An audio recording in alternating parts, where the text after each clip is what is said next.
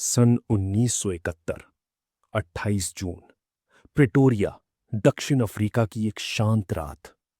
एक ऐसा बच्चा जन्म ले रहा था जिसकी आंखों में एक अजीब सी गहराई थी, जैसे वो इस दुनिया का हिस्सा होते हुए भी उससे अलग हो। वो बच्चा आगे चलकर ईलॉन मस्क के नाम से जाना जाएगा, लेकिन उस समय वो केवल एक अकेला और चुप रहने वाला बालक था, जिसे अपनी ही आसपास की दुनिया से तालमेल बिठाने में कठिनाई होती थी। उसके बचपन में खेल कूद या दोस्तों की हंसी नहीं थी, बल्कि किताबों, कल्पनाओं और अनजाने विचारों की एक अलग ही दुनिया थी। स्कूल की गलियों में उसका जीवन आसान नहीं था। वो बार बार उपहास और हिंसा का सामना करता रहा। एक ऐसा समय भी आया जब उसे बुरी तरह पीटा गया और अस्पताल तक जाना पड़ा। लेकिन इन घटनाओं ने उसे तोड़ा नहीं, बल्कि भीतर ही भीतर एक कठोर संकल्प में बदल दिया। वो वास्तविक दुनिया से दूर अपने दिमाग में भविष्य की ऐसी तस्वीरें बनाने लगा जहां इंसान पृथ्वी की सीमाओं से बाहर जा चुका था। किशोरावस्था में ही उसने कंप्यूटर की भाषा को समझना शुरू कर दिया था। बिना किसी औपचारिक शिक्षा के उसने प्रोग्रामिंग सीखी और केवल 12 वर्ष की उम्र में एक वीडियो गेम बनाकर बेच दिया।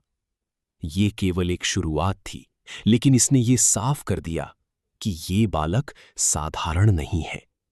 उसके लिए तकनीक केवल एक उपकरण नहीं थी, बल्कि एक ऐसा माध्यम थी जिससे वो अपनी कल्पनाओं को हकीकत में बदल सकता था। सन 1995, स्टैनफोर्ड यूनिवर्सिटी, अमेरिका। वो क्षण जब उसने पढ़ाई को बीच में ही छोड़ने का फैसला किया। ये एक जोखिम भरा निर्णय था, लेकिन उसके लिए ये जरूरी था। इंटरनेट का युग शुरू हो रहा था और वो इस लहर को केवल देखना नहीं चाहता था, बल्कि इसका हिस्सा बनना चाहता था। अपने भाई किम्बल मस्क के साथ मिलकर उसने जिप2 नामक कंपनी की स्थापना की। ये एक छोटा सा कदम था, लेकिन इसके पीछे एक बहुत बड़ा सपना छिपा हुआ था। कुछ ही वर्षों में जिप2 को बेचकर उसने एक नई दिशा में कदम बढ़ाया, ऑनलाइन पेमेंट सिस्टम। यहीं से जन्म हुआ पेपैल का, जहां उसकी मुलाकात पीटर थील जैसे दिमागों से हुई। लेकिन यहां भी संघर्ष खत्म नहीं हुआ। आंतरिक विवादों और मतभेदों के कारण उसे कंपनी से बाहर कर दिया गया। एक बार फिर वो उसी स्थिति में खड़ा था जहां उसने शुरुआत की थी, अकेला, लेकिन हार मानने को तैयार नहीं। अब उसकी नजरें और भी बड़ी हो चुकी थीं। वो केवल इंटरनेट तक सीमित नहीं रहना चाहता था। उसके सपने अब अंतरिक्ष तक पहुंच चुके थे। सन 2002 में उसने स्पेसएक्स की स्थापना की, एक ऐसी कंपनी जिसका उद्देश्य मानवता को दूसरे ग्रहों तक ले जाना था। ये विचार जितना आकर्षक था, उतना ही जोखिम भरा भी। शुरुआती 3 रॉकेट लॉन्च असफल रहे। हर असफलता के साथ उसकी पूंजी खत्म होती जा रही थी और दुनिया उसे एक पागल व्यक्ति के रूप में देखने लगी थी। उसी समय उसने टेस्ला में भी निवेश किया, एक ऐसी कंपनी जो इलेक्ट्रिक कारों के भविष्य को बदलने वाली थी। लेकिन वहां भी हालात बेहतर नहीं थे। कंपनी घाटे में थी और दिवालिया होने के कगार पर पहुंच चुकी थी।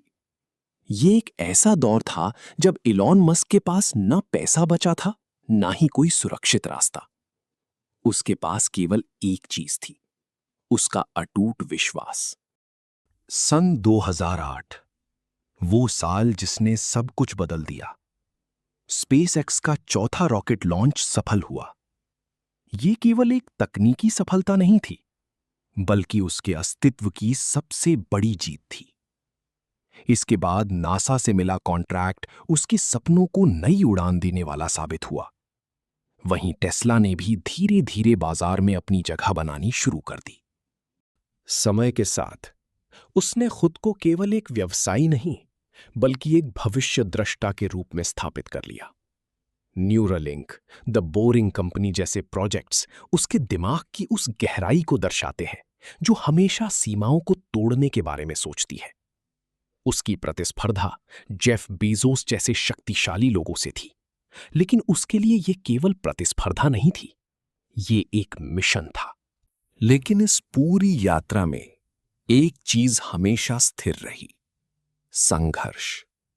चाहे वो व्यक्तिगत जीवन हो या व्यावसायिक चुनौतियां, हर कदम पर उसे कठिनाइयों का सामना करना पड़ा। लेकिन शायद यही कठिनाइयां उसे वो इंसान बनाती हैं जिसे आज दुनिया जानती है। आज इलॉन मस्क केवल एक नाम नहीं है, बल्कि एक विचार है। एक ऐसा विचार जो ये सिखाता है कि अगर दृष्टि स्पष्ट हो और इरादे मजबूत, तो असंभव भी संभव बन सकता है। उसकी कहानी ये नहीं बताती कि सफलता कितनी आसान है, बल्कि ये दिखाती है कि असफलताओं के अंधेरे में भी एक नई रोशनी छिपी होती है, जिसे केवल वही देख सकता है जो हार मानने से इनकार करता है।